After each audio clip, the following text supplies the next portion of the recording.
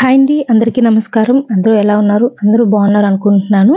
Welcome back our channel. నేను మీ రేవతి రమేష్. మరొక మంచి వీడియోతో అయితే మేము ముందుకైతే వచ్చేసానండి. అదండి కొత్త అమావాస్య.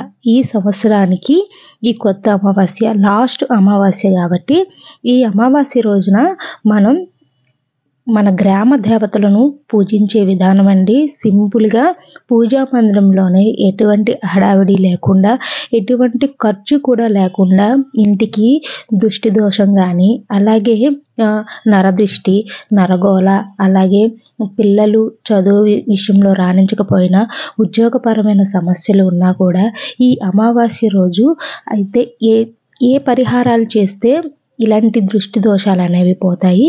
అలాగే మన గ్రామ దేవతలను ఎలా పూజించుకోవాలి అంటే, కొంతమంది విలేజ్కి దూరంగా ఉండి కొంతమంది సిటీల్లో ఉంటారు కదా, అలాంటి వాళ్ళు ఎలా ఈ పూజను చేసుకోవాలి ఇంట్లోనే సులువుగా, అలాగే ఎలాంటి ఖర్చు లేకుండా అయితే ఈ పూజ విధానం అనేది నేను సింపుల్గా అయితే పూజా మందిరంలో ఎలాగ మన గ్రామ దేవతలను పూజించుకోవాలన్నది వీడియో అయితే చేశానండి. వీడియో కొంచెం లెంతీగానే ఉంటుంది. నా ఛానల్ ఫస్ట్ టైం ఎవరైతే విజిట్ చేశారో కొంచెం సబ్స్క్రైబ్ చేయడం మాత్రం మర్చిపోవద్దండి. అలాగే పక్కన ఉన్న గంట సింబల్ కూడా క్లిక్ చేసేసేయండి. వీడియో ఎండ్ వరకు చూస్తేనే మీకు అర్థమవుతుందండి. అంటే మన గ్రామ దేవతలను మనం ఇప్పుడు మన విలేజ్కి వెళ్ళి మనం పూజించలేకపోవచ్చు. అదే గ్రామ దేవతలని మన ఇంటిలో పూజా మందిరంలో ఎలా పూజించుకోవాలి, అమ్మవారిని ఎలా ఆహ్వానించుకోవాలి అన్న వీడియో అయితే చేశానండి. వీడియోలోకి వెళ్ళిపోదాం. ముందుగా అయితే నేను దేవుడి గదిని శుభ్రం చేసుకొని పూజా పటాలకి అయితే మనం నిత్యం దీపారాధనకి అయితే ఎలా అయితే సిద్ధం చేసుకుంటామో అన్నీ కూడా అలా క్లీన్ చేసుకొని పటాలన్నీ శుభ్రంగా తుడుచుకొని కుంకుమ బొట్లతో అయితే పటాలన్నీ కూడా అలంకరించుకోవాలండి. అలంకరించుకున్న తర్వాత అమావాస్య ముందు రోజే మనం ఇల్లు అనేది శుభ్రం చేసుకుంటాం కాబట్టి అమావాస్య 29వ తారీఖునైతే వచ్చింది. అది శనివారం అయితే వచ్చింది కాబట్టి మనం ఇంటిని పూజా మందిరాన్ని మనం శుక్రవారం అయితే పూజా మందిరాన్ని శుభ్రం చేసుకోము. అలాగే కొంతమంది విలేజ్లో కూడా లక్షవారం అంటే గురువారం 27వ తారీఖుని కూడా చాలామంది శుభ్రం అనేది చెత్త పడేయడం కానీ ఇలాంటివి ఏమీ చేయరు. బుధవారం నాడే మనం ఇల్లు అలాగే పూజా మందిరాన్ని శుభ్రం చేసుకొని అయితే ఉంచుకోవాలండి. అంటే శనివారం 29 శనివారం పడుతుంది కాబట్టి ఈ రోజునైతే అమ్మవారిని గ్రామ దేవతలు చాలా ఊర్లో అయితే ఉదయం వేళల్లో అలాగే సాయంత్రం వేళల్లో అయితే పూజిస్తారు కదండి. ఇక్కడ నేను ఉదయం వేళల్లో అయితే పూజిస్తున్నాను. మీకు వీలుంటే సాయంత్రం వేళల్లో కూడా ఈ పూజను అనేది చేసుకోవచ్చు. నేను ఇక్కడ ఒక పసుపు ముద్దను చూపించాను కదండి, ఆ పసుపు ముద్దలో నేను అసలు అది ఎలా చేశాను అనేది వీడియో అనేది మిస్ అయిందండి, చెప్తాను. ఆ పచ్చి పసుపు కొమ్ములు అనేవి ఉంటాయి కదండి, అవి కొంచెం నేను చెదగొట్టిన తర్వాత అందులో వేపాకు వేసి కొంచెం పచ్చకర్పూరాన్ని అయితే వేసి దాన్ని ముందుగా అయితే పొడి చేసి దాని తర్వాత గంగాజలంతో అయితే దీన్ని ముద్దగా అయితే చేశానండి. చేసిన దాన్ని అమ్మవారిగా భావించి ఇక్కడ మీరు ఏ దేవతనైతే మీ గ్రామ దేవత ఎవరైతే అమావాస్య రోజు పూజిస్తారో మీరు ఆ అమ్మవారి రూపంగా అయితే ఇక్కడ పెద్దగా అయితే పసుపు బొట్టుగా అయితే చేసి పెడుతున్నానండి. ఇక్కడ మీరు కావాలనుకుంటే ఆ పసుపు ముద్దతో మీరు ఏ గ్రామ దేవత అయితే పూజిస్తారో ఆ తల్లి పేరు అయితే రాయొచ్చు. నేను ఇక్కడ పేరు రాయకుండానే ఇలా బొట్టుగా అయితే పెడుతున్నాను. అలాగే అమ్మవారికి కుంకాన్ని అయితే పెట్టుకుంటున్నాను అనమాట. మీకు ఇలా వద్దండి ఇలా చేసుకోలేము అన్నవాళ్ళు ఆల్టర్నేటివ్ ఇంకొకటి కూడా ఉందండి, అది చెప్తాను. ఇలా మనం పసుపుని అమ్మవారి రూపంగా అయితే కొలుచుకోవాలండి. మీరు వీలైతే పసుపు మా దగ్గర వేపాకు లేదు, అలాగే పచ్చకర్పూరం లేదు, ఇవేవి లేవండి, పచ్చి పసుపు కొమ్ములు కూడా లేవు. ఎలా చేసుకోవాలనుకుంటే మనకి పసుపు ఉంటుంది కదండి, ఆ పసుపునే కొంచెం వాటర్ మంచి నీళ్ళు వేసి ముద్దగా చేసి అయితే ఇలా అయితే పెట్టుకోవచ్చు. లేదు అనుకున్న వాళ్ళు ఇలా పెట్టుకున్న తర్వాత నేను ఇక్కడ కొన్ని వేపాకులు అయితే తీసుకొని ఇక్కడ పెట్టుకుంటున్నాను అనమాట. ఇక్కడ మనకి ఇలా బొట్టుగా నేను పెట్టలేను రాయలేను అన్నవాళ్ళు అంటే దేవుడి గదిలో పైన మన ప్రతి ఇంట్లో కూడా అసలు మన గ్రామ దేవతను మనం పూజించుకోవాలండి, తలుచుకోవాలి. అది చాలా మంచిదనమాట. మనకి మన ఇంటికి చాలా మంచి జరుగుతుంది. మన గ్రామ దేవతలు మనల్ని కాపాడుతూ ఉంటారు ఎక్కడున్నా సరే. అలాగని ఇక్కడ నేను అదే పసుపు ముద్దకి ఒక అమ్మవారి రూపంగా అయితే ప్రతిరూపంగా చేసి కుంకుమ బొట్టు పెట్టి ఒక ప్లేట్లో వేపాకులు పెట్టి అందులో అయితే అమ్మవారిని అయితే ఉంచుకున్నానండి. మీకు వీలైతే ఇలా అయినా చేసుకోవచ్చు. మన దగ్గర ఉన్న పసుపుతో ముద్ద చేసి బొట్టు పెట్టి ఆ అమ్మవారినే ఏ దేవతనైతే మీ గ్రామ దేవత ఏ పేరైతే ఆ పేరును 3 సార్లు తలుచుకొని అయితే ఈ పసుపు ముద్దని చేస్తున్నంతసేపు అమ్మవారి పేరును తలుచుకుంటూ అయితే చేసుకోండి. అలాగే అమ్మవారికి పసుపు కుంకాన్ని అయితే సమర్పించాలండి. ఈ పసుపు కుంకుమ ఈ అమావాస్యతోనైతే ముగుస్తుందండి. ఇది ముగిసిన తర్వాత మీరు తీసేసుకోవచ్చు.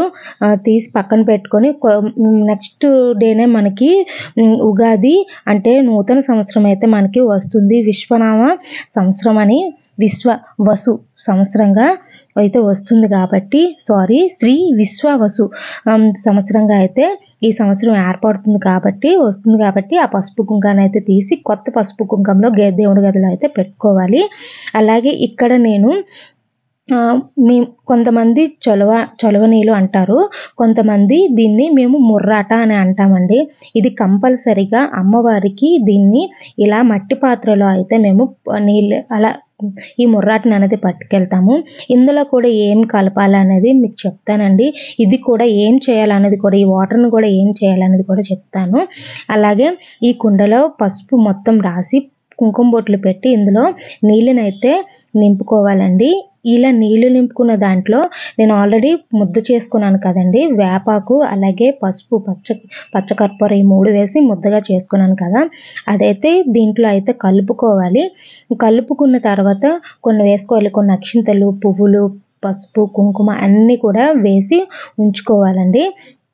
ఈ వేసుకున్న ఈ ముర్రాటిని ఏం చేయాలంటే ఇంటి మొత్తానిగా అయితే జల్లుకోవాలండి. పిల్లల శిరస్సు పైన అలాగే మన శిరస్సు పైన ఈ వాటర్ని చల్లుకుంటూ అందరికీ కూడా చల్లుతూ ఈ వాటర్ని అయితే చల్లాలి.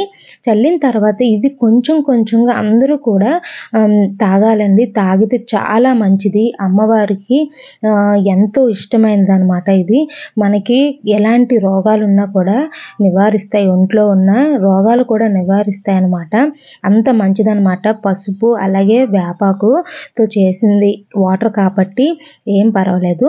అలాగే ఇక్కడ నేను దీనిపైన ఒక దీపాన్ని అయితే ఉంచుతున్నానండి. 2 ప్రమిదలను అయితే పెట్టుకొని అందులో పసుపు కుంకుమ బొట్లుగా అయితే పెట్టి దాంట్లో అయితే నువ్వుల నూనె కానీ ఆవు నెయ్యి కానీ మీ దగ్గర ఏ ఆయిల్ ఉంటే ఆ ఆయిల్ అయితే వేసుకొని దీపారాధనకి అయితే వెలిగించుకోవచ్చు. ఇక్కడ నేను నిత్య దీపారాధనకి 2 కుందులను అయితే వెలిగిస్తున్నాను. మీకు ఎన్ని కావాలంటే అన్ని కుందులను వెలిగించుకోండి. కానీ సింపుల్గా ఆ తల్లి మనను అనుగ్రహించేటట్టు ఎక్కువ భారీగా ఖర్చు పెట్టకుండా సింపుల్గా అయితే పూజనైతే చేసుకోవాలండి. ఎవరమైనా సరే హడావిడి లేకుండా భక్తి శ్రద్ధలతో ఎంత పూజిస్తే ఆ దేవుడు అంత ప్రసన్నుడైతే అవుతాడు. ఆ తల్లి కానీ తండ్రి కానీ ఎవరైనా సరే ప్రసన్నులు అవుతారండి. హడావిడిగా చేసి ఎక్కువ ఖర్చు చేస్తేనే, పూజలు ఎక్కువ ఖర్చు పెడితేనే దేవుడు మనకి అనుగ్రహించడండి. మనసులో అపారమైన భక్తితో అలాగే దైవనామ సంకీర్తనతో రోజు కూడా నామ స్వర్ణంతో ఉండాలండి నిత్యము కూడా.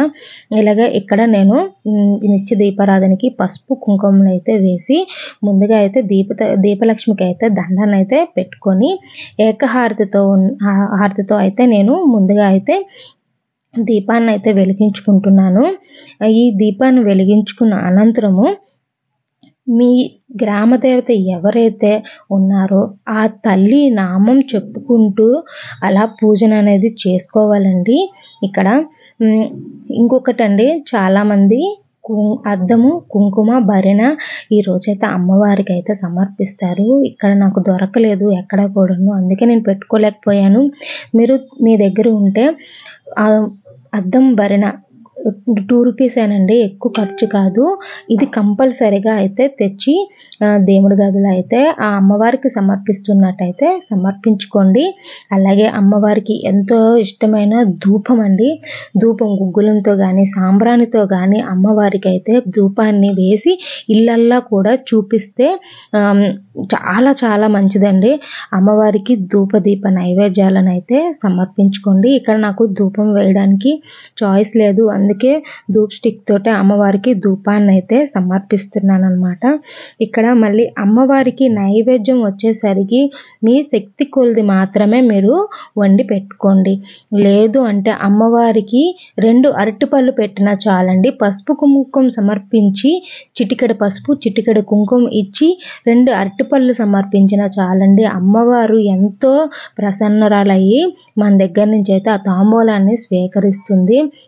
ఇక్కడ నేను మా అత్తవారు ఇంట్లో అయితే ఊర్లో అయితే గ్రామ దేవతకి అమావాస్య రోజు పూజించరు. అమ్మ వాళ్ళ ఇంట్లో మా పుట్టింట్లో వాళ్ళైతే నూకాలమ్మ తల్లి అయితే ఈ రోజునైతే చేస్తారనమాట, పూజ చేసుకుంటారు, అమ్మవారి దగ్గరికి అయితే వెళ్తారనమాట.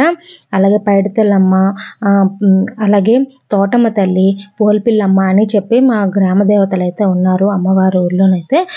నేను అక్కడికి వెళ్ళి పసుపు కుంకుమ అయితే ఇచ్చుకుంటాను అనమాట. ఈరోజు అమావాస్య రోజు కంపల్సరీగా పెట్టవలసిన నైవేద్యం అయితే మేము ఏమేమి పెడతామంటే వడపప్పు బెల్లాన్ని అయితే అమ్మవారికి అయితే మేము పసుపు కుంకాలతో పాటు వడపప్పు బెల్లాన్ని అయితే నివేదిస్తాము. అలాగే ఇక్కడ ఈరోజు మేము గోధుమ పిండితో అయితే అట్టు పోస్తాము, అది కూడా అమ్మవారి దగ్గర పెడతాము. లేదంటే దేవుడి గదిలో అయినా మేము పెట్టుకుంటాం అనమాట. అమ్మవారి దగ్గరికి అయితే వడపప్పు బెల్లాన్ని అయితే కంపల్సరీగా పట్టుకెళ్తాము. అలాగే ఇక్కడ నేను వడపప్పు బెల్లము, గోధుమ పిండి అట్టు, అలాగే సేమియా అయితే పెట్టుకుంటున్నానండి. మీ శక్తి కొలది మీరు ఇంకెన్నైనా పెట్టుకోవచ్చు. అమ్మవారికి పప్పు అన్నము, అలాగే బూర్లు, గారెలు, సేమియా, పరవన్నం ఎన్నైనా చేసుకోవచ్చు. కానీ మేము పెట్టేవి ఇవే కాబట్టి నేను ఇవే పెడుతున్నానండి. అలాగే మీరు పెట్టుకోవాలనుకుంటే ఎన్నైనా పెట్టుకోవచ్చు. అలాగే సిటీలో ఉన్నవాళ్ళు ఈ రోజునైతే మన గ్రామ పెద్దలనైతే మాత్రం గ్రామ దేవతలనైతే ఎట్టి పరిస్థితుల్లో మర్చిపోకుండా ఇలా పూజా మందిరంలో సింపుల్గా ఇలా చేసుకోవడానికైతే ట్రై చేయండి. ఇలా మర్చిపోకుండా అయితే ఆ అమ్మవారిని నామాన్నైనా స్మరించుకోండి. ఆ రోజు మన ఇంటిని మనము సంతోషంగా ఉండాలంటే ఆ తల్లి మన పైన చల్లని చూపు ఉండాలంటే మాత్రం ఈ రోజున కంపల్సరిగా మనం ఇలా అనేది చేసుకోవాలండి. కొత్త అమావాస్య 2025 మార్చ్ 29 శనివారం అయితే వస్తుందని చెప్పుకున్నాం కాబట్టి పూజా సమయాలు వచ్చేసరికి అమావాస్య ఎప్పుడు వస్తుందంటే 2025 మార్చి 28 రాత్రి 7:10 నుండి మార్చ్ 29 2025 సాయంత్రం 5:02 వరకు అయితే ఉంటుందండి. పూజా సమయాలు వచ్చేసరికి మార్చ్ 2025 29 ఉదయం 8:15 నుండి 9 లేదా ఉదయం 10:30 నుండి 11:30 వరకు, సాయంత్రం 5:02 లోపు అయితే పూజనైతే చేసుకోవచ్చు. గ్రామాల్లో ఉండేవాళ్ళు ఉదయాన్నే పసుపు కుంకాలు అనేవి ఇచ్చుకుంటారు. మనం ఇంటిలో పూజా మందిరంలో చేసుకోవాలనుకున్న వాళ్ళు ఉదయము ఈ సమయంలో చేసుకోవచ్చు. లేదు అంటే సాయంత్రం వేళల్లో కూడా చేసుకోవచ్చు. దీనికి సపరేట్గా పీట వేసి అమ్మవారిని ఆహ్వానించక్కలు సింపుల్గా మన పూజా మందిరంలో ఇలా చేసుకోండి, చాలు, సరిపోతుంది. ఆ అమ్మవారు ఎక్కడున్నా సరే మనకైతే ఆశీర్వాదం అయితే ఇస్తుందండి. అలాగే మీరు ఏ అమ్మవారికి అయితే పూజనైతే చేస్తున్నారో ఆ అమ్మవారికి పసుపు కుంకుమలతో అయితే తలుచుకుంటూ అయితే అమ్మవారి పైన ఇలా పసుపు కుంకాన్ని అక్షింతలు అయితే వేసుకోవాలండి. ఈ పసుపు ముద్దని ఏం చేయాలి అండి అంటే ఆ పసుపు ముద్దని ఇప్పుడు మనం ముర్రాటి కింద పెట్టుకున్నాం కదండి నీళ్ళు, ఆ నీటిలోని ఈ పసుపు ముద్దని అనేది కలిపేసేయండి.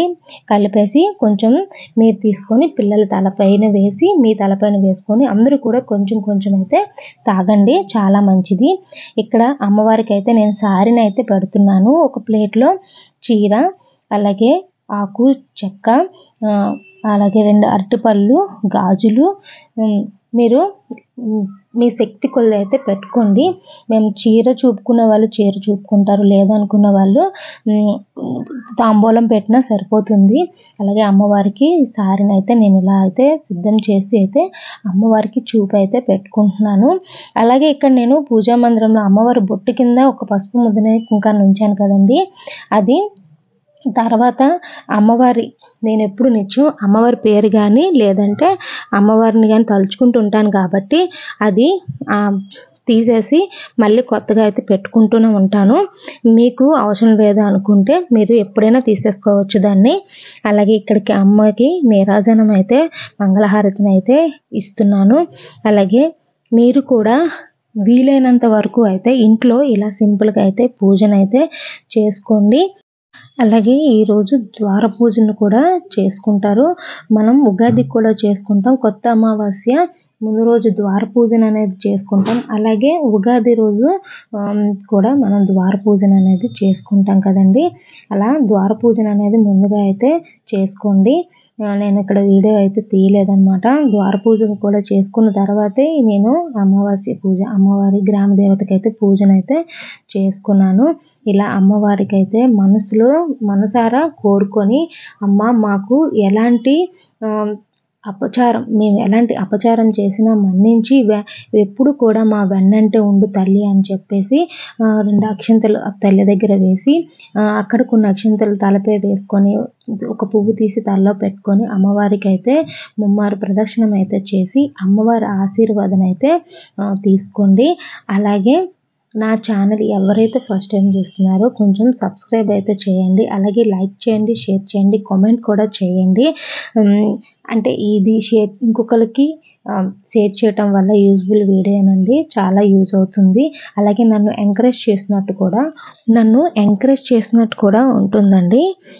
అలాగే ఈ అమావాస్య ఉదయం పూజ చేసుకున్న వాళ్ళు ఉదయం దీపాలన్నీ కొండెక్కిన తర్వాత మాస్టర్ రోజు ఉగాది కాబట్టి ఇవన్నీ కూడా తీసేసుకోవచ్చు. లేదు సాయంత్రం పూజ చేసుకున్న వాళ్ళు దీపాలన్నీ కొండెక్కిన తర్వాత అయినా క్లీన్ చేసుకొని ఉగాదికి అయితే ఏర్పాట్లు అనేవి చేసుకోవచ్చు. ఎందుకంటే మనం ఉగాది కూడా పూజా మందిరంలోనే చేసుకుంటాం, వేరేగా సపరేట్గా పీట పెట్టి ఒక దేవుడికంటూ పూజించాను కాబట్టి అది పూజా మందిరంలో చేసుకుంటాం కాబట్టి దీపాలన్నీ కొండెక్కాగా క్లీన్ చేసి పూజా మందిరాన్ని అయితే ఉగాదికి అయితే మనం సిద్ధం చేసి ఉంచుకోవచ్చు. చాలామంది ఉగాది రోజు ప్రదోష టైంలో దీపారాధన అనేది చాలామంది చేసుకుంటారు కాబట్టి దీపాలన్నీ కొండెక్కాక ఇవన్నీ చేసుకోవచ్చు. సపరేట్గా పీట పెట్టుకున్న వాళ్ళు అయితే మాత్రం ఆ రోజులో ఎప్పుడైనా పీఠాన్ని అయితే కదుపుకోవచ్చు. పీట పెట్టుకునే కన్నా ఇలా పూజా మందిరంలో అయితే చేసుకుంటే చాలా మంచిదండి. అలాగే థ్యాంక్ యూ ఫర్ వాచింగ్. మరొక మంచి వీడియోతో అయితే మీ ముందుకైతే వచ్చేస్తాను. అందరికీ నమస్కారం.